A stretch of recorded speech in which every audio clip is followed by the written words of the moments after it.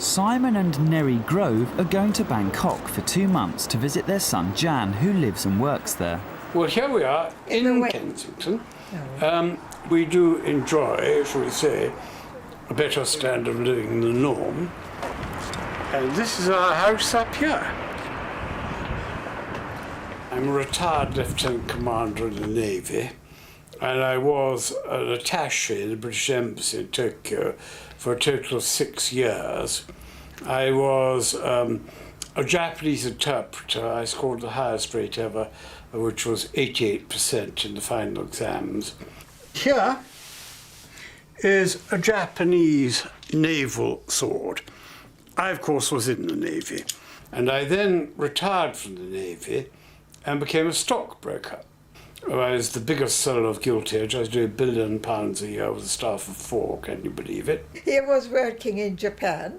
I was working in England because I do not believe in boarding schools.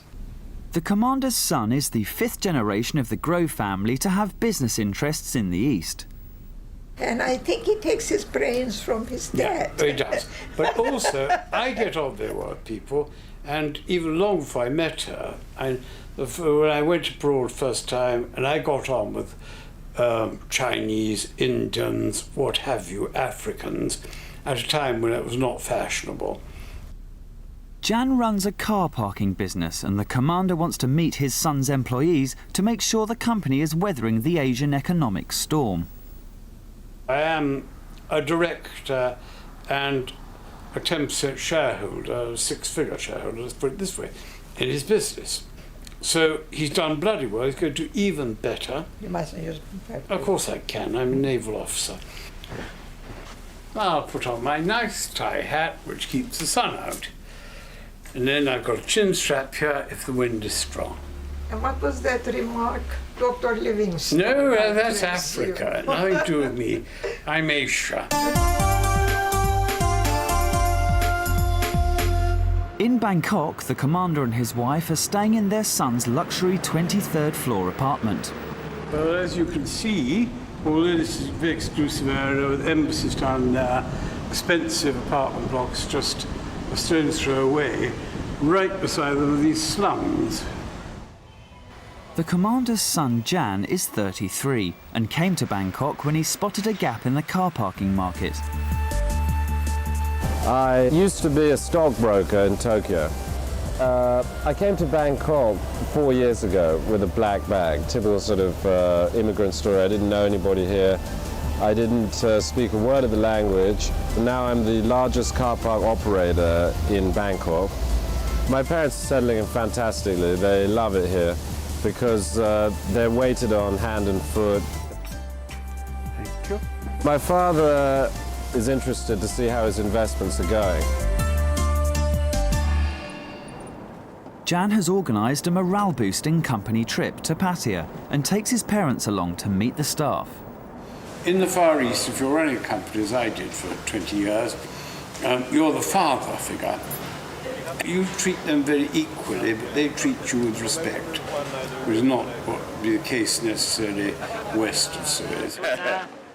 First stop is the shooting range.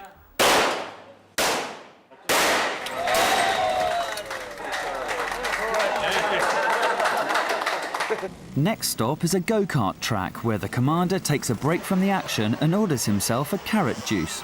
We can't go yet, I haven't got my carrot juice. We can't go, I have not got my carrot juice yet. Keep those, I'll go and chase the man. Well, have you asked him where my carrot juice is? What? It'll take you a bloody long time, that's all right, okay. That's not carrot juice.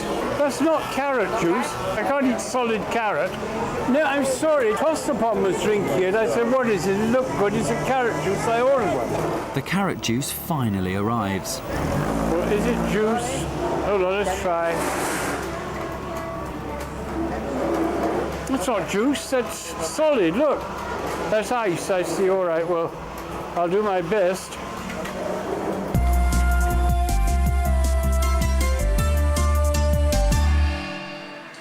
After paying a large sum of money for the land rights around Morchit bus station, Jan profits from virtually all business taking place there. But he still needs to convince his father that the venture will recoup its investment.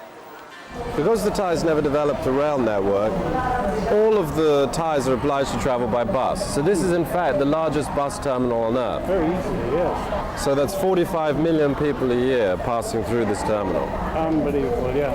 All of these buses are waiting to drive into the terminal to pick up passengers. So they'll come into my land, park under the expressway here. For that, they pay a 50 baht parking fee. Yeah. All these shops you see over here, they're paying us. But we have a monopoly on all soft drink sales, beer, cigarettes, magazines, newspapers. Each car has to pay 15 baht per hour. That's right, that's also my bus wash.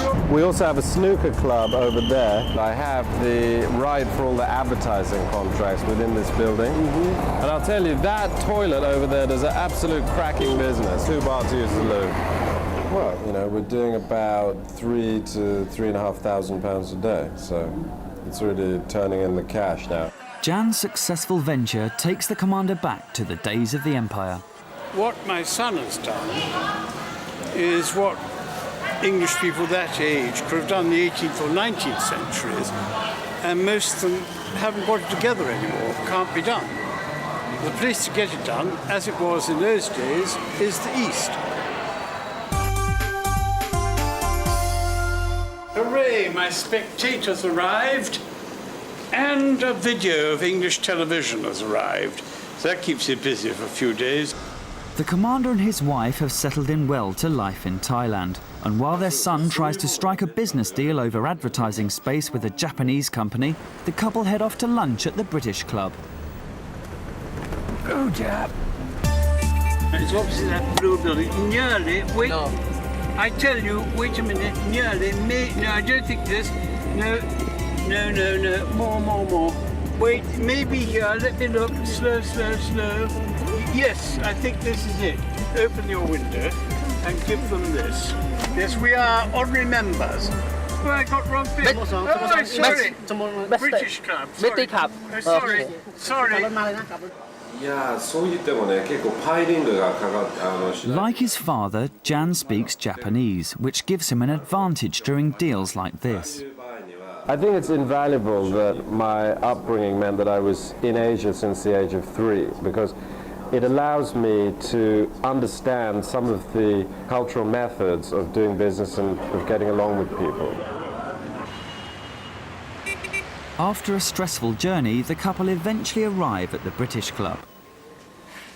And after sorting out his lunch arrangements, the commander reflects on his son's business achievements, which are improving by the minute. Okay, we got it. So out for a few beers tonight. The deal went ahead. They're going to pay 90,000 in advance, and they're going to pay about 2,000 to 3,000 each month. So that's fantastic news. Dad's going to be very pleased. And we're now in advertising. So Jan follows in his father's footsteps, conquering the East. I wouldn't mind spending 6 months a year here, you know, 6 months in Britain. I'm a bit sort of schizophrenic, I suppose. If I can quote Kipling, ship me somewheres east of Suez, where the best is like the worst, where there ain't no 10 commandments and a man can raise a thirst.